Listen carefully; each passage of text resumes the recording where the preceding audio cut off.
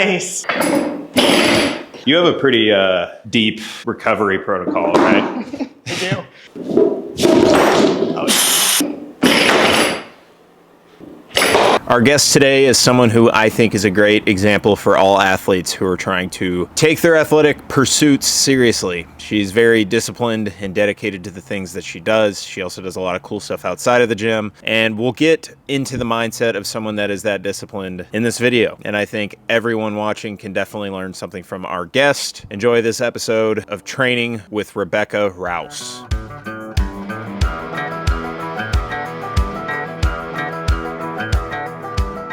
What kind of bar is that? This is a rogue bar. It's the same as that other one, but that one's got the flag. Yeah. And for heavy lifts, I like this one better because it's a little bit rougher. The coating on that one makes it a little bit slipperier. Are you like a bar snob? No, not at all. People have asked me like, oh, what's your favorite bar? Any the of them? one that I can put plates on? I don't know. And where I train, you've seen the videos of the garage. It's like that stuff's been there since the 70s. Some of it, like the plates, those companies don't even exist anymore. Really? Yeah. It's kind of cool though, like lifting on the vintage stuff. It's so old school. So who's your coach? Richard Fleming. He coached Chad Vaughn when he went to the Olympics. Nice. So there's a lot of Chad Vaughn history in that garage. Is Chad Vaughn a Texan? Yeah. Oh, I didn't even know that. Yeah. They still have the sign out front in the yard that says, "Good luck, Chad, 2008 Olympics." It's super faded. So you don't wear any equipment? Do you wear wrist straps or anything? Nope. Is there a reason for that? I just never... I don't know. I started strength training like early on. I was a gymnast for 12 years, so I was already strong before I started lifting any weights. Yeah. And then I started just like traditional strength training, bodybuilding, and then kettlebells and barbell, deadlifts and squats and overhead presses. And I just like got strong, and I didn't really know better. I was never told I needed it.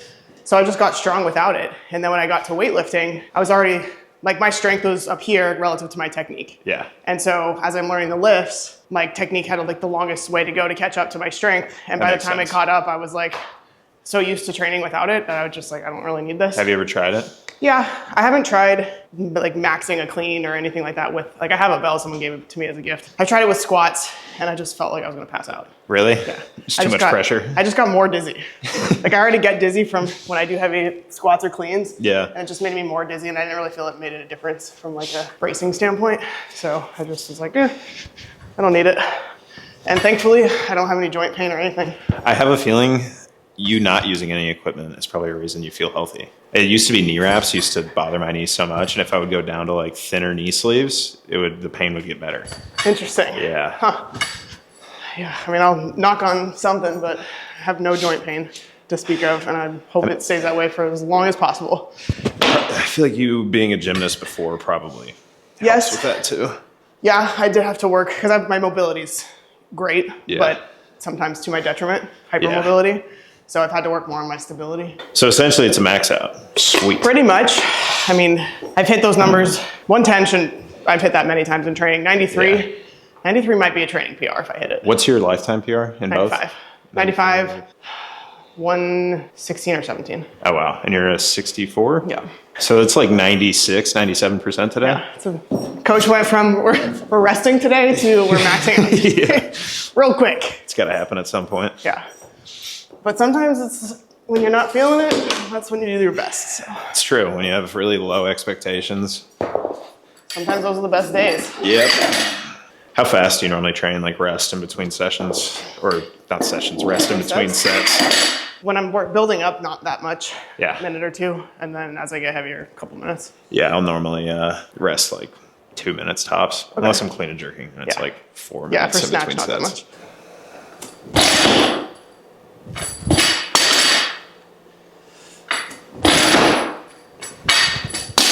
When did you start weightlifting? I started dabbling in 2016 or so. I started with a coach in 2018. Okay, so that's 6 pretty years. long time. When I did the video, I thought he'd been lifting for a long time. He started in 2020. Yeah. And now he's in the Worlds. Yeah. Damn. And he has been for like a year. So he was qualifying for Worlds when he was like 3 years in, like barely 3 years in. What's his background before that?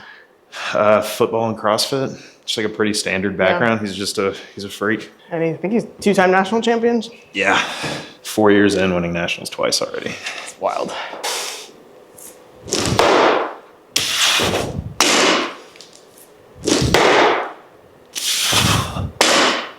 So how do you find the just the mental space to stay motivated while training in a garage? It's kind of tough. I like need my team in the gym environment.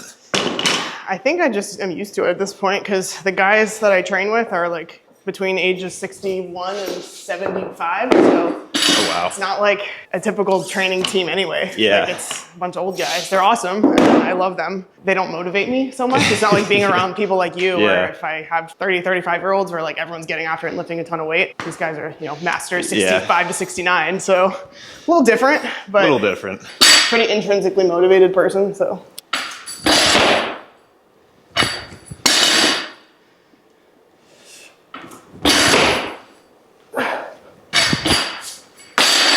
I noticed you're not warming up with a hook grip. Is that something you normally do? I usually start hook gripping at like 65 kilos. Really? Yeah. Interesting.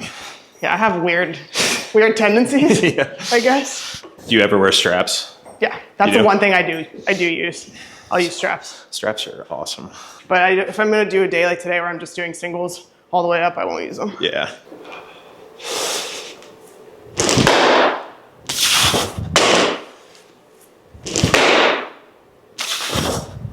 You normally play music or anything?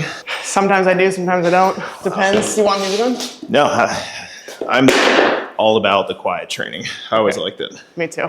I have no problem training in silence, but then there are like on the days when I'm just not feeling it, I need that external motivation, I'll put music on and it does make a difference. But I find there's neuroscience because I'm a Huberman lab nerd, but like that's a dopamine thing where if you constantly, you need caffeine, you need your friends, you need your music, and like you layer all these things in, 100%. You start to rely on those things, and then when you don't have it, you can't have a good workout. So I try to modulate that and do at least 50% of my workouts without music, so that if I really need that extra kick, I'll put music on. It usually does the trick. Wow. I am completely the other end of the spectrum. I will go out of my way and like beg people to come down to the gym and literally fly people in for a big Friday. Just need like all of the anticipation I can get. It might be a product of like doing it for so long. How long have you been doing this sport specifically? Since I was 13 years old. Oh, so you go way back. Yeah. So you've done a few snatches in your life. Yeah. I recently calculated just like a general estimate of how many snatches I've done. And it's like over 100,000. It's pretty repetitive after a while. Do you ever get bored? You just love it so much.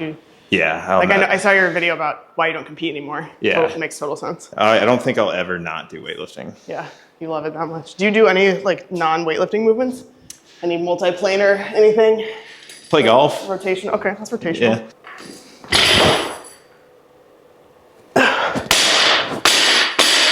One of the things I thought was cool, one thing I really wanted to talk to you about, because my dad's a veteran, both my grandparents were in the Marines. Oh, really? Yeah, so can you like kind of dive into what you do for veterans? Because I know you built like an organization. What's that all about? Yeah, so obviously you know Joel is in the Marine Corps almost 20 years.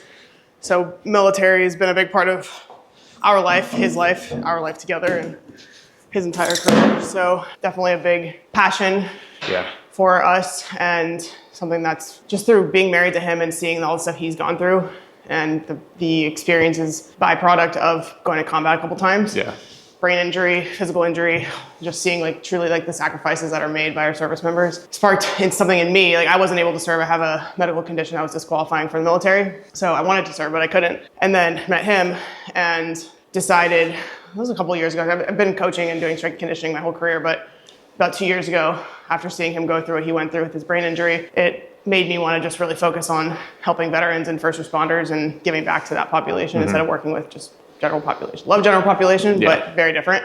Different level of fulfillment that I get from working with those people and giving back to those who serve. So I've really focused now on tactical strength conditioning, and then we started a nonprofit for veterans, helping them heal from combat injuries or injuries sustained in the line of duty through physical movement. Is there like a place people can donate to that, or? Yeah, SemperStrongerFoundation.org is our website. Cool. I'll tag it in the bio. Sweet. Donate. And I just think, as I'm sure many people do, they just deserve better treatment. Yeah. It's a bummer I don't think there should be one homeless veteran. Agreed. And it's unfortunate with the VA, like I've worked with probably 110 or so veterans going through brain treatment for traumatic brain injury. That's one of the things that we do with our nonprofit. And every single one, they all have very different experiences in the military, different exposures, different sources of their brain injury and physical injuries. But the one thing they all have in common is that they have a VA horror story of how the VA didn't provide them care, cover their care. They gave them a bunch of prescription drugs that created more problems, didn't solve any of the problems. And it's just devastating, and it's really awful. The fact that that's such a broken system, and I feel like that's the one system that should be like highly functional and easy to navigate. My friends that were in the military, I had a buddy that tore his hip labrum, had to get surgery on it, still has issues from that. He's like, I don't get any coverage from the VA. And he says he's going to their office all the time, just trying to fight it, and nothing. They get passed back and forth, different people. There's no consistency. There's no answers. And then they'll get a bad doctor that'll run tests on them, and they're like, you're fine. And I'm literally not fine, but okay.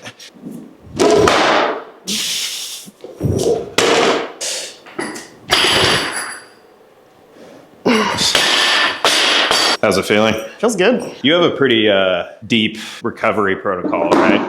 I do. You want to break that down?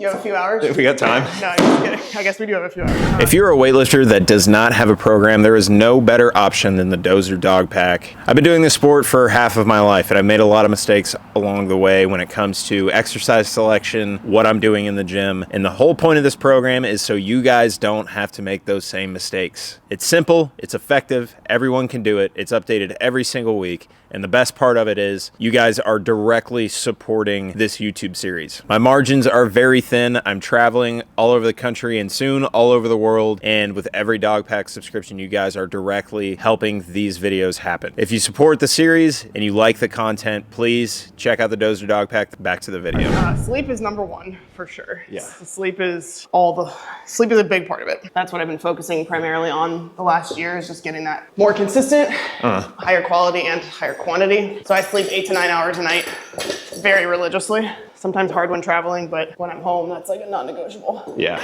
And then sauna, that's our sauna right there. That is? Yeah, it's the hot box sauna. That's cool. Yeah. You're just sitting there? Yeah, so the top slides open, and we'll show you later. But yeah, top slides open, you kind of get in there, and it gets up to 2:30. So I sauna almost every night, sauna or a hot bath, and I wear blue light blocking glasses after the sun goes down. So right when the sun goes down, 5:30, they're on? Yeah, whatever the time of year is. Right now, it's 5:30. So Did you notice a big difference with that? I do. I think, but it's the blue light blockers, but it's also dimming the lights in the house. So in the house, after sunset, I take off the bright lights, turn off the bright lights, and I put on the amber that's on a dimmer. Yeah. And so that plus the red shades just really minimizes the amount of light that gets into the eyes, and light getting in the eyes delays melatonin release. Yeah. And that's what a big reason people have trouble sleeping, is because they're just exposing themselves to bright lights until the second they get into bed, shut the light off and wonder why they can't fall asleep for 45 minutes. And that used to be me. So now I've just become really tight with my evening routine. Yeah. And so after sunset, blue light blocking glasses, dimming the lights in the house. I have an out 30, 45, sometimes 60 minutes where I'm just not on my phone at all before bed, cutting off social media around 9:30, creating a sacred hour of just relaxation and wind down time. Because what I found is I used to lie in bed for 30, 45 minutes awake and realize later why, the bright lights and the stimulation. So taking that 30, 45 minutes, moving it out of just lying in bed and taking it out of the bed, out of the bedroom, and using that time to do relaxing activities, so that by the time I actually get into bed, I'm lights out within 10 minutes. Interesting. Because I hear a lot of people that do those things, but I feel like they're not religious about it, so they don't get the actual effects. Yeah, I think with anything, consistency matters. Yeah, but I remember for a while you ice bath, right? How often do you do that? In 2023, I got into it and I was doing it almost every single day, very religiously. Yeah. Now I don't, because I'm traveling more, but now it's probably once a week. Yeah. I remember I was doing it twice a day for a while, because we got one and I was like, this is cool. I'm going to use it. I think it's expensive. Yeah. And I think I was doing it too much to where I felt a negative impact from it. I feel like that's one of those things you can definitely overdo. Yeah. I think the more you do stuff, the more you get data on yourself. Yeah. And the more you're in tune with your body that you are, which after so many years of doing this, you figure it out. So the more in tune with your body you are, the more you know what works and what doesn't, and then you just keep the stuff that works and get rid of the stuff that doesn't. Yeah, it's you can overdo anything. It's like training. You can easily overdo training and just be worse at weightlifting. Forgetting to drop the bar. Whenever I'm lifting in the garage, my parents used to get mad at me if I dropped the bar. So it's Old like habits die hard. Yeah. You can totally drop the bar. Nice. How many days a week do you train? Usually 5. 5. It's funny because I've been training with all these like high level people and no one has trained more than 5 days a week. And I've always been preaching, you don't need to train that much. Yep. No one really trains that much. Yeah. If someone tells you they're training 7 days a week, They're just built different. you're built different, or not every day is going to be like max effort day, right? Yeah. You got to have the light days. Yeah. But the older I get, how old are you? 27. Oh yeah. Young buck. I got 6 years on you. So that's another thing that's changed as I got older. I'm like older and wiser, or just older. I don't know. But Yeah. I need more recovery days. And so some days, 2 days a week, I'm just going for a walk or 2, and Yeah. that's about it. I just think we get a lot of American weightlifters try to steal ideology from different countries. A lot of it's from like Russian weightlifting literature. We just can't do that because they're on some stuff. Yeah. And Americans are not. And I think we can be really good. It's just the frequency Yeah. that we think we need to train is too high. I've been on both ends of the spectrum. I've trained up to 14 times a week, Oof. which was, 14 times a week. that's when my knee was hurt. I had to get surgery. Can't imagine why. Yeah. But 4 or 5 days a week, it's kind of the money spot.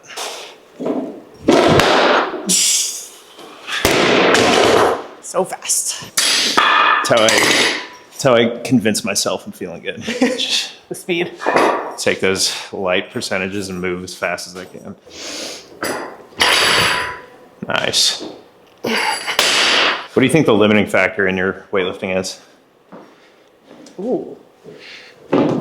My brain, Yeah. probably.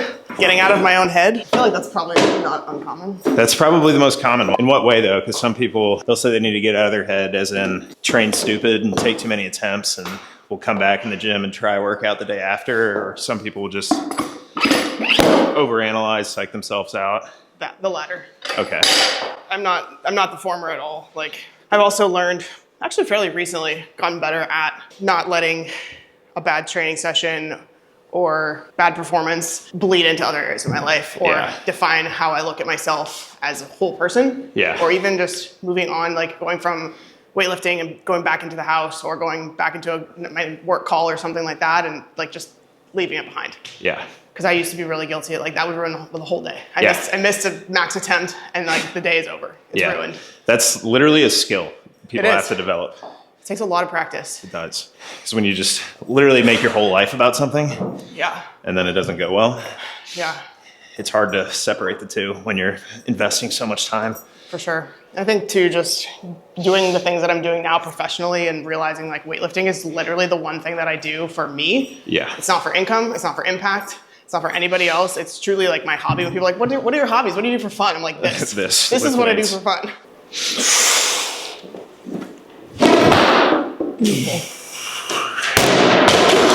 When I get to 90, I'll probably need to film with my own camera so I can send to my coach. Does he like remote coach you and everything? Well, because I'm not there all the time now, especially with how far I live. So whenever I train on my own, I just send him videos of my top sets usually. Nice. How many more jumps are you going to take? Sometimes I go 85 to 90, sometimes I go 88, 91. You got 93, so you do like 88, 91, 93? Yeah, probably. That's sounding better today. Some days I feel bold. Some days I like to sneak up on it. I always convince myself that I'm bold that day. I have a real psycho, like not analytical way I go about my lifting, which I feel like is kind of good, but kind of bad. Like last night I had 5 hours of sleep Oh my goodness. and I've been in the car for Yeah, a long time. 5 hours today. And I just tell myself, it's like, imagine how sick it would be if you could lift really well today with all that going on. I like that. That's a good approach. It's almost like that Jocko thing. You're saying good. Good. Oh yeah. Every rep the same. What do your jumps look like usually? I was going to go 290, but I'll just go 295. So you pretty much know your pound conversions Yeah. like super well. I'm getting better at it because I do train sometimes in commercial gyms, but I'm a calculator with that stuff. Yeah. I can convert in 1 second.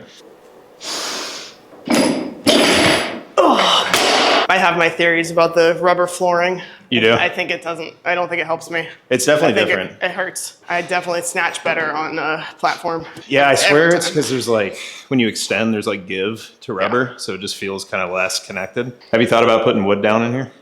Yeah, we were just talking about that yesterday. Yeah. Might just do that, like down the middle. Oh, you. Oh, yeah. Boom.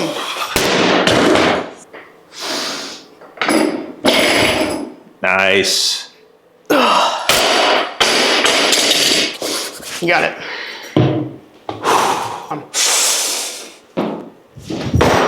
Nice. Up. Oh, yeah.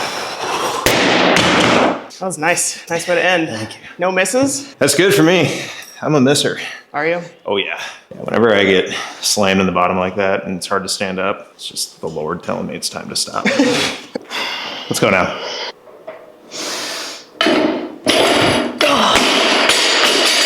What are you feeling on that?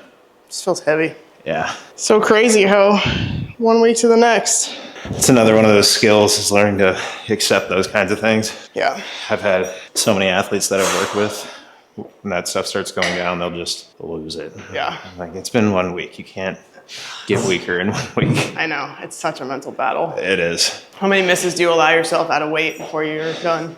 Depends on how insane I feel that day. Yeah. If they're like that close, I'll go for a long time. If it's just, if I like pull on it and I know, Yeah. then I'll cut it right there, regardless of what percentage I'm at. Yeah, my coach he's pretty adamant about like not continuing if it's Really? just not happening. He's like, we don't practice misses. I mean, So I see value to both.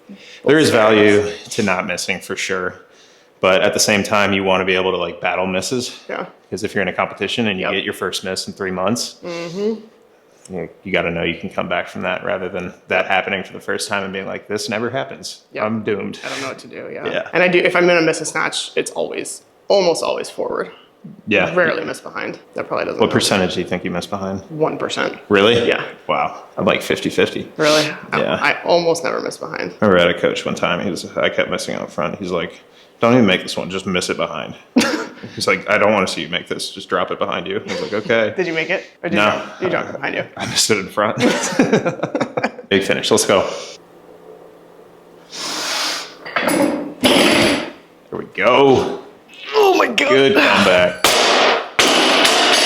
Woo. Nice. There's no judges except for commenters. Yeah. Whenever you post a press out, there's a select few that will love to let you know. You think I should stop at 91? Depends what you want to do. I'll try once.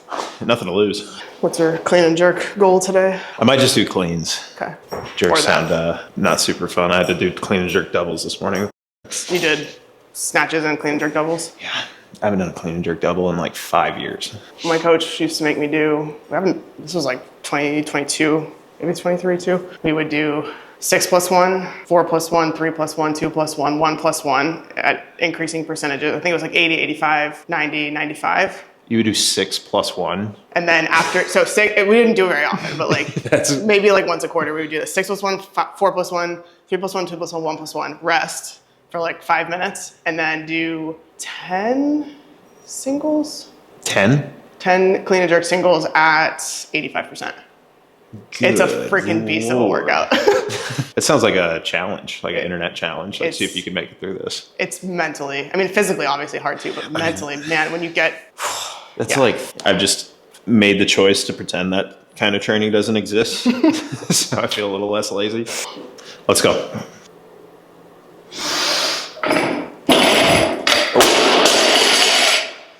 Dang it. That was like the best pull. It's actually kind of close. Like off the floor, I was like, oh, that's going. So when you did gymnastics, what did you do in college?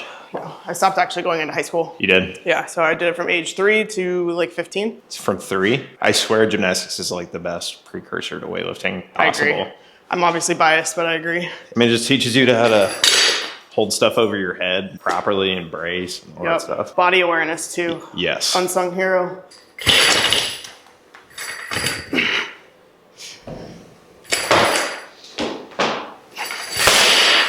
You're doing grid now, right? How do you like that? It's really fun. It's super different than weightlifting in every way. Yeah, I mean, besides the fact that I do the Olympic lifts, but everything else about it is wildly different. What does training for that look like? Just this or? Honestly, I don't really train much for it specifically Yeah.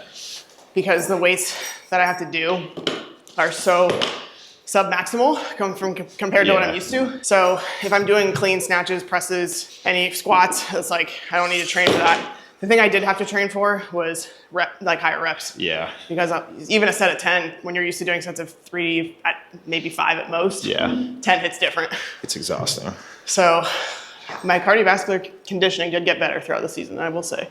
Yeah. My work capacity in general. Do you do anything to work on? You just don't? Grid.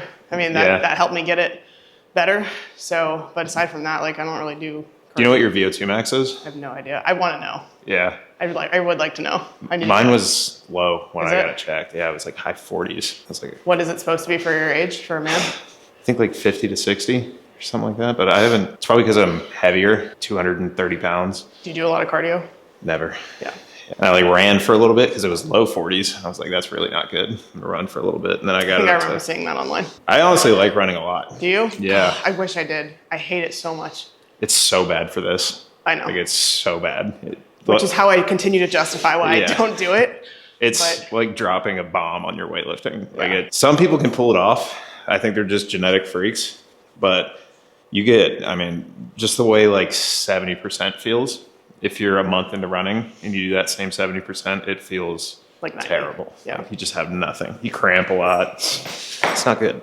If you are in the gym and you do not have Barbell Apparel, you need some. If you've never trained in ultralight joggers, you are missing out. They are the best training pants. As someone that has been doing this sport for a long time, I have looked far and wide for training pants that actually feel good when doing the Olympic lifts, and the ultralight joggers absolutely nail it. If you get the ones with the Dozer logo on them, the ones that are linked below, you are directly going to be supporting me. I get commission on those, so that gives me more freedom to travel farther and make these videos. If you enjoy the content, please consider getting yourself a pair. Back to the video.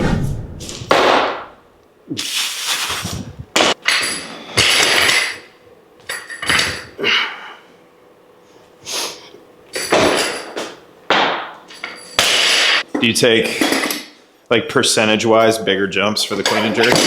Yeah, just because it's so much more taxing on the legs. Yeah. I feel like you're already, when you're clean and jerking, you're like already warmed up from the snatches too. Have you ever tried knee sleeves or anything like that? I've tried those are wraps, right? Yeah. Knee sleeves I have. I used to wear them for like heavy near max squats. Yeah. I did notice that they felt a little, like it just felt bouncier coming out of the bottom. Yeah. But then I just stopped wearing them. I don't remember why.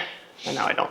I definitely don't think it gives you that much. Like, I think it's more of like a comfort and preference kind of deal rather than a performance thing. There are days when I'm like, did I make a mistake by not using the belt? But then I'm like too far in now. I'm not going to make a huge change that drastic at this point in the game. So I don't know, if it's not broke, don't fix it, perhaps. When you chalk up, are you a block person or a powder person? I'm a block person. You are? Yeah. I am the only powder person I've done an episode with. I've never been asked that question before. I didn't even know there was like a thing. But now I'm making it a thing. Now I know. I got to find a powder person.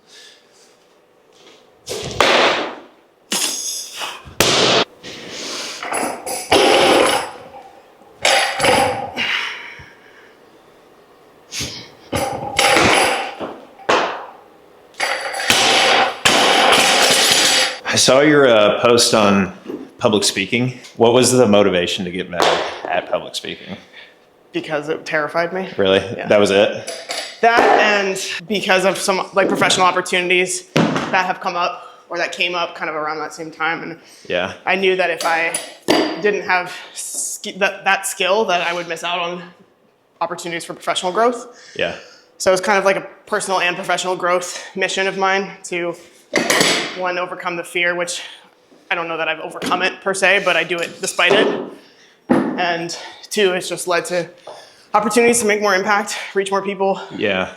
Not just on the internet, but in real life. And I also struggled a lot, like just as the social media following has grown, like with recording talking videos. Yeah. It used to take me, I kid you not, like multiple hours to get 30 to 60 seconds of usable content because I would screw up so much. I was horrible on camera. When I started it, it was the exact same way. I'd be in my room, and like when I started it, the reels were terrible. They got like 800 views, but I was like trying. Yeah, you gotta start. I remember sitting in my room just stumbling. I would like write out a script, not be able to get through the script, just try to go off the cuff and completely forget what I'm talking about. It got easier as I went, but it's still like naturally, I'm an introverted person. Same. Definitely have to kind of put on a face when I'm posting stuff on social media, just because no one's going to want to watch me be silent. For sure. And if you just post lifts and nothing else, it doesn't really do that well. Yeah. Which sucks. But yeah, that's, I mean, still most of what I post is still like lifting stuff, but I'm really trying to make an effort this year. And that's like one of my biggest focuses for next year is to showcase more sides of me than just look how strong I am. Yeah, same. Because I don't want to just be a strong person. Like I want to be influential and for a good, you know, making a good impact in the world. Yeah. Being a good influence on people. And I get like a lot of DMs like, oh, you're seeing you lift. Maybe you want to go to the gym today and get off the couch. And it's because of you, like I'm staying more disciplined. Like I love that. But I feel like I can make more of an impact by sharing a message and not just a video of me lifting. Yeah. And so I'm working on, that's another reason I wanted to get better at it. Yeah, it's definitely tough. Like even when I went to do this series, I remember my first episode I was like meditating on the ride there and stuff, because I was just like, what if I get in front of the camera and I like flew all the way here to film with him and he took time out of his day and then I just freeze and forget everything. I was freaking out. But the only real way to break through that is to just do it. Force yourself into it. You gotta do it. It's terrifying. It is. My heart rate was probably like 180 the whole time that episode.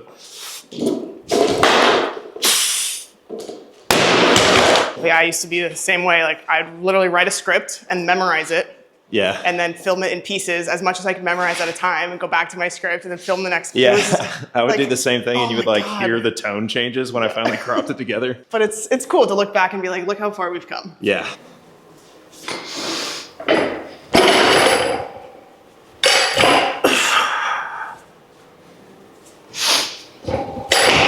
Nice.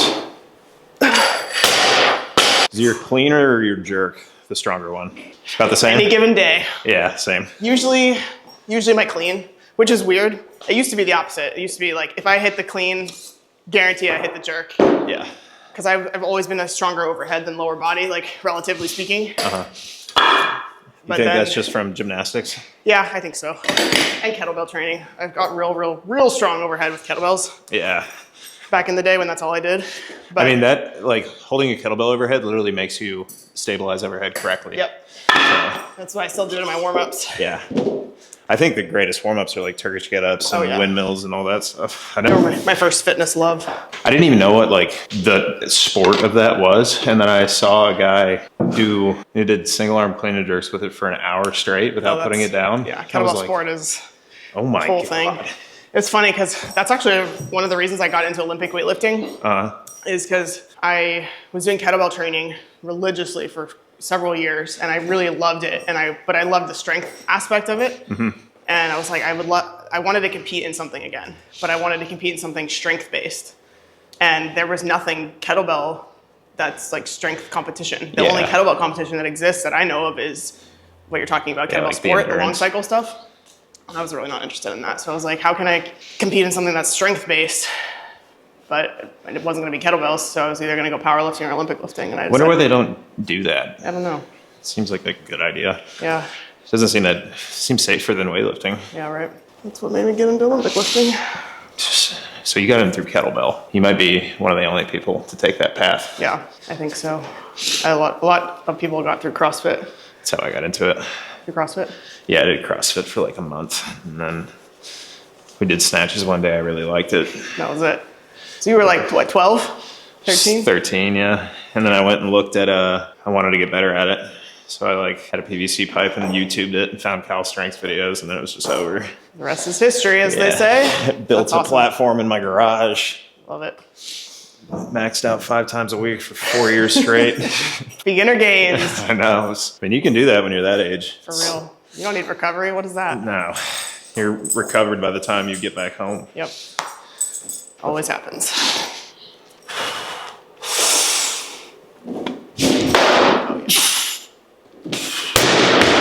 So is your cadence gonna be frequent, like 4 of these a week, or? No, I'm doing 1 a week. I'm just filming as many as I can right now to get ahead. Yeah, that's smart. Especially ahead of the holidays.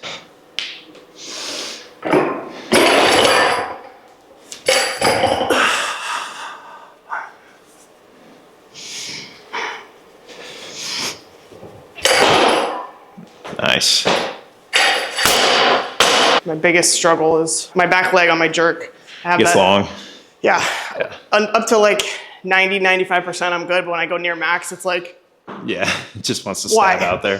Why? You have such a nice deep knee bend. I give credit to Dave Spitz from Cal Strength for that. Because I've done all the drills and it's totally good. Like you saw, Yeah. it's fine. But then when I get to close to my max, it's like, nope, forget everything you learned. I remember I hurt my back doing a jerk. I was at World Championships and it was 2 days before. It was my last heavy session with my last heavy lift.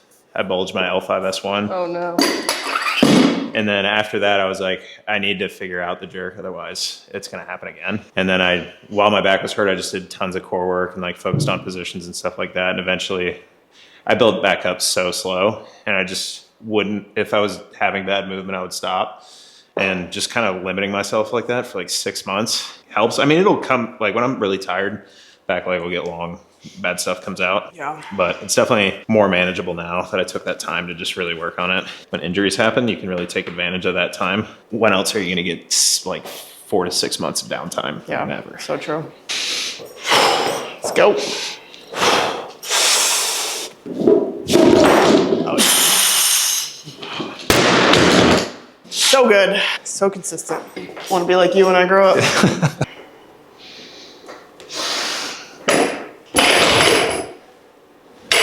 Come on.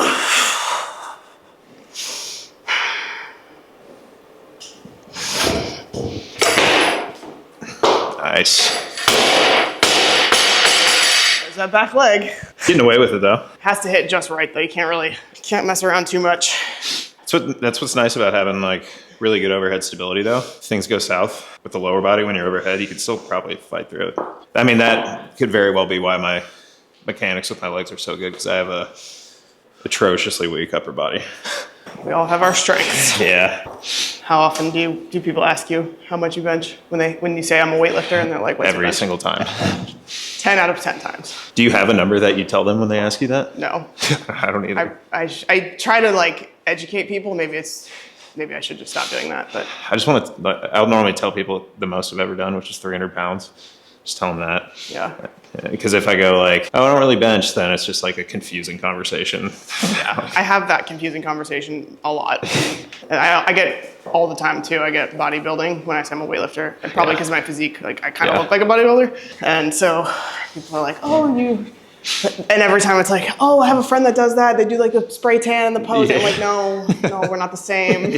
No. It's actually so different. So different. Have you ever thought about doing any type of bodybuilding? I did one many years ago. Yeah, I did a figure competition in 2012. I was 21 years old. Oh, wow. Didn't have any muscle maturity to speak of. Yeah. But like that was what I was into at the time. Was I had just started weight training a few years before that. Loved the process of like getting more muscular and learning about nutrition and all that. So I was like, of course, naturally the next step is to do a competition.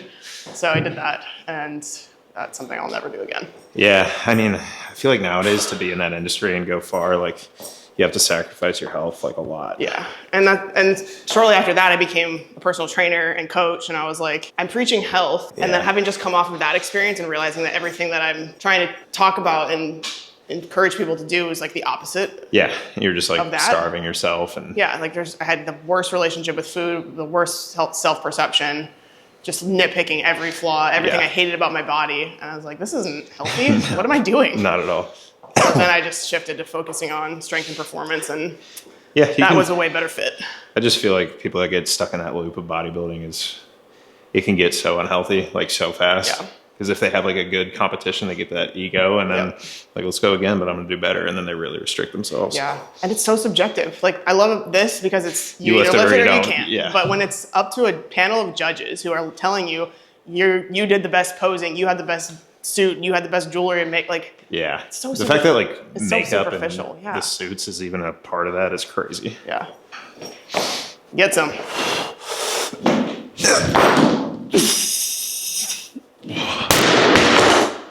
It's been a minute since I hit 110. How long? A few months probably. Oh, wow. I don't know. I have to look back at my archives, or since the grid season ended, which was a little over a month ago. Here goes nothing.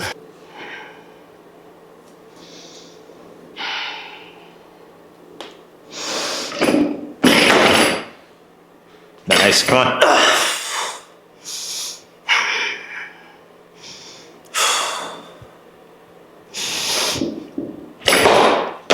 Nice.